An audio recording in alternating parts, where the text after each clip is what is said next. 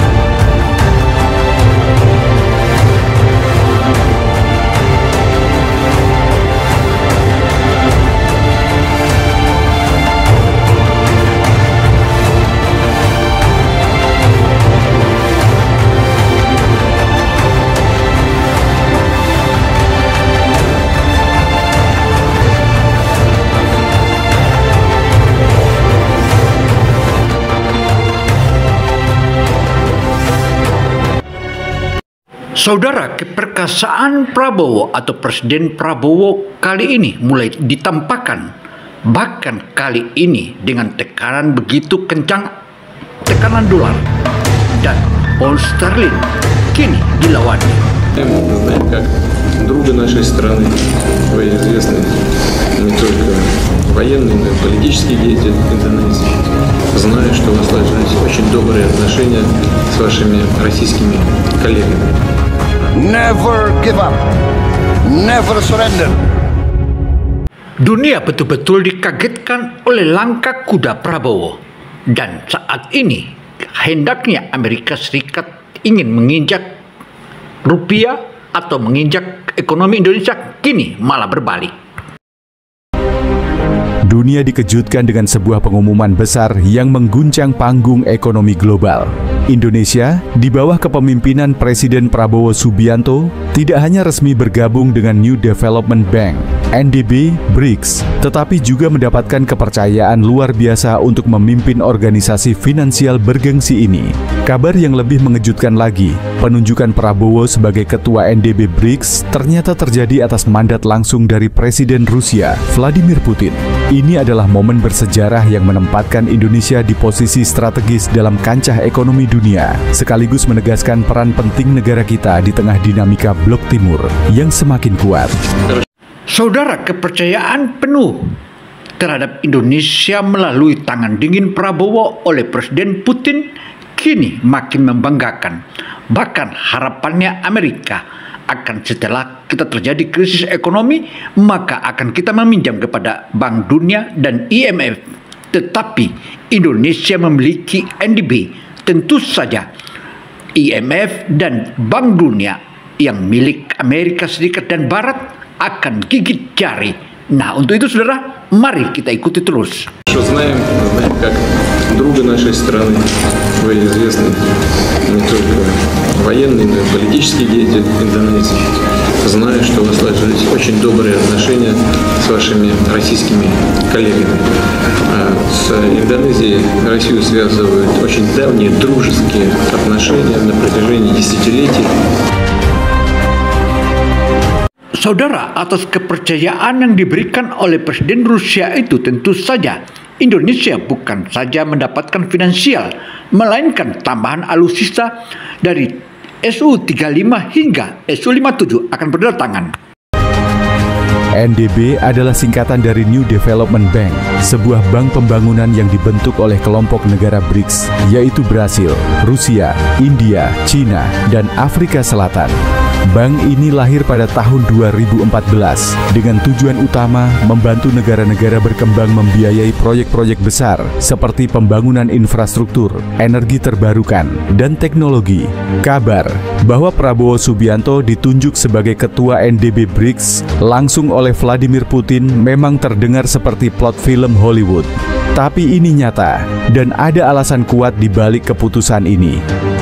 Saudara, atas kepercayaan itu tentu saja Indonesia akan membangun berbagai macam fasilitas infrastruktur termasuk dermaga atau pelabuhan yang mengalahkan Singapura, dan Singapura akan gigit jari. Saya belajar dari Bung Karno, proklamator. Beliau pernah mengatakan, gantungkanlah cita-citamu setinggi langit. Kalau kau tidak sampai langit, minimal kau jatuh di antara bintang-bintang. Never give up, never surrender. Saya ajarkan kepada saudara. Jatuh, bangun lagi. Jatuh lagi, bangun lagi. Saudara, tekad baja apa yang telah dipaparkan oleh Prabowo, jatuh bangun lagi, jatuh bangun lagi, itu adalah seorang lelaki yang memiliki daya juang. Tentu daya juang itu kita harus hargai. Itulah Presiden Republik Indonesia Prabowo. Melalui tangan dinginnya, semuanya akan kita dapatkan keberhasilan Indonesia dan Indonesia emas di 2045 mendatang. Wow, majulah bangsaku. Tunggu tanggal mainnya.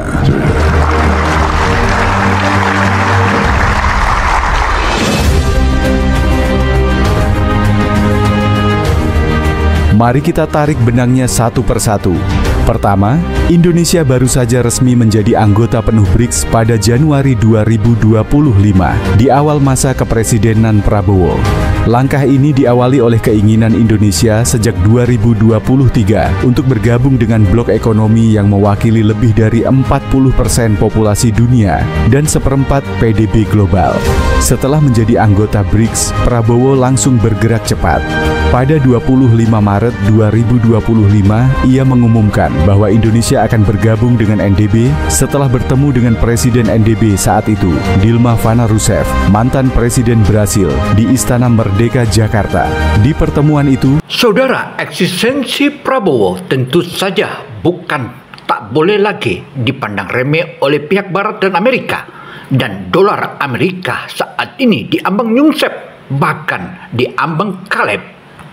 Artinya meskipun dolar Amerika dinaikin hingga Rp40.000, itu tak ada gunanya buat Indonesia karena Indonesia sudah tak menggunakan dolar Amerika. Hal inilah membuat gigi jari pihak Amerika. Dan itu bisa dipastikan bahwa dengan tidak digunakannya dolar Amerika, otomatis sebagaimana tawaran Prabowo, nilai tukaran ke depan adalah Rp5.000 per $1.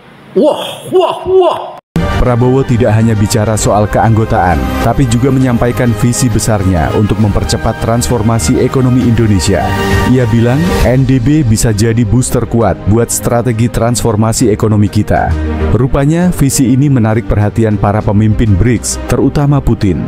Kedua, hubungan Prabowo dengan Putin ternyata sudah terjalin cukup erat. Sebagai mantan perwira militer dan menteri pertahanan, Prabowo dikenal punya jaringan internasional yang luas, termasuk dengan Rusia. Putin, yang dikenal sebagai sosok strategis dan tegas, melihat Prabowo sebagai figur yang bisa dipercaya untuk memimpin NDB. Menurut sumber terpercaya, Putin secara pribadi merekomendasikan Prabowo dalam sebuah pertemuan tertutup dengan para pemimpin BRICS lainnya.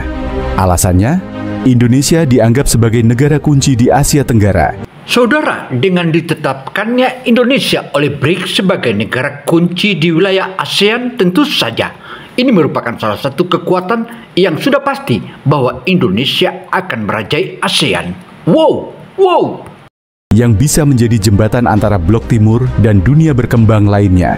Ketiga, Putin ingin NDB punya pemimpin yang punya karakter kuat dan visi jelas. Saudara, dengan ditetapkannya Indonesia sebagai salah satu memiliki visi yang jelas dan keras dan kuat serta tegas, itu merupakan kebanggaan Indonesia dan kemajuan Indonesia akan terus bisa dipastikan. Wow! Prabowo dengan latar belakangnya sebagai pemimpin yang tegas dan berorientasi pada pembangunan nasional dianggap cocok.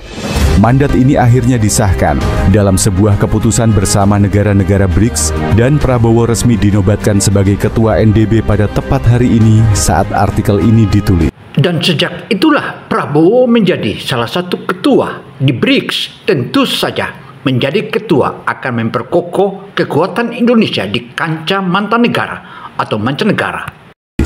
Banyak yang bertanya, kenapa Indonesia dan kenapa Prabowo? Jawabannya ada pada posisi strategis Indonesia dan kepribadian unik sang presiden. Indonesia adalah negara terbesar di Asia Tenggara dengan populasi lebih dari 270 juta jiwa dan ekonomi yang terus tumbuh. Bergabungnya Saudara, dengan berkembangnya ekonomi Indonesia, tentu saja Indonesia akan semakin kokoh, bahkan tak akan mungkin lagi bisa dimain-mainkan oleh kalangan Barat dan Amerika. Saat ini, maju terus bangsaku. Indonesia ke BRICS dan NDB memperkuat pengaruh Blok Timur di kawasan yang selama ini didominasi pengaruh Barat. Indonesia juga punya sumber daya alam, melimpah, pasar besar, dan lokasi geopolitik yang strategis. Semua ini jadi daya tarik buat NDB. Prabowo punya visi yang sejalan dengan misi NDB. Ia ingin Indonesia tumbuh jadi negara maju dengan ekonomi yang kuat, dan ia melihat NDB sebagai alat untuk mewujudkannya. Dalam pidatonya, ia pernah bilang, kita harus manfaatkan peluang ini untuk membiayai proyek-proyek besar dengan bunga rendah. Ia juga mengusulkan puluhan proyek, seperti pengelolaan sampah jadi energi, pembangunan infrastruktur, dan konektivitas digital, yang langsung menarik minat NDB. Kepercayaan Putin pada Prabowo menunjukkan bahwa Rusia ingin NDB punya wajah baru yang lebih berani dan inklusif. Dilma Rousseff, yang sebelumnya memimpin NDB, memang sudah membawa bank ini ke arah yang stabil. Tapi dengan Prabowo, ada harapan NDB bisa lebih agresif mendukung negara-negara berkembang, termasuk melawan dominasi finansial Barat. Keputusan Putin menunjuk Prabowo sebagai ketua NDB langsung memicu beragam reaksi di seluruh dunia. Di Asia Tenggara, negara-negara tetangga seperti Malaysia dan Vietnam menyambut baik langkah ini. Perdana Menteri Malaysia Anwar Ibrahim bahkan bilang, ini kemenangan untuk ASEAN. Indonesia membawa kita semua naik kelas. Ya, memang benar, Indonesia akan menaikkan status ASEAN naik kelas. Tentu saja, ini harapan baru bagi negara-negara ASEAN. Wow kan? Vietnam, yang selama ini agak ragu dengan BRICS, mulai membuka pintu untuk kerja sama dengan NDB. Di luar kawasan, media Barat punya pandangan campur aduk. The Economist menulis artikel berjudul Indonesia's Pivot is a New Power in BRICS, yang memuji langkah strategis Prabowo, tapi juga mempertanyakan apakah ini akan membuat Indonesia terlalu dekat dengan Rusia dan China. Saudara, jika Indonesia ingin maju, tentu saja harus bersama dengan Blok Timur, karena Blok Barat kita sudah lewati dan terus kita ditindas. Sementara itu, CNN menyebut keputusan ini sebagai gebrakan Putin untuk memperluas pengaruh Blok Timur. Selain tantangan dari luar, Prabowo juga punya PR besar di dalam negeri. Sebagai presiden yang baru menjabat beberapa bulan, ia masih harus membuktikan janji-janjinya ke rakyat. Program makan bergizi gratis, misalnya, masih dalam tahap awal dan butuh dana besar. Saudara, melalui tangan dingin Prabowo atau Presiden Prabowo yang tercinta ini, tentu saja Indonesia saat ini akan terus maju dan berkembang hingga akan masuk kepada negara-negara maju. Tentu saja negara-negara yang selama ini nyinyir terhadap Indonesia, tentu kali ini mereka semua akan gigit jari dan kekagumannya akan muncul dari mana-mana, termasuk mahasiswa-mahasiswa dan kalangan koruptor. Semuanya akan digulung habis, termasuk mafia-mafia yang tampaknya mafia itu mereka bekerja sama dengan pihak Barat. Nah, saat inilah Indonesia akan maju dan menggigit mereka dan menghabisi mereka. Demikian catatan ini. Semoga informasi ini bermanfaat bagi kita semua. Saya Gino Samsudin Mirsad melaporkan. Wassalamualaikum warahmatullahi wabarakatuh.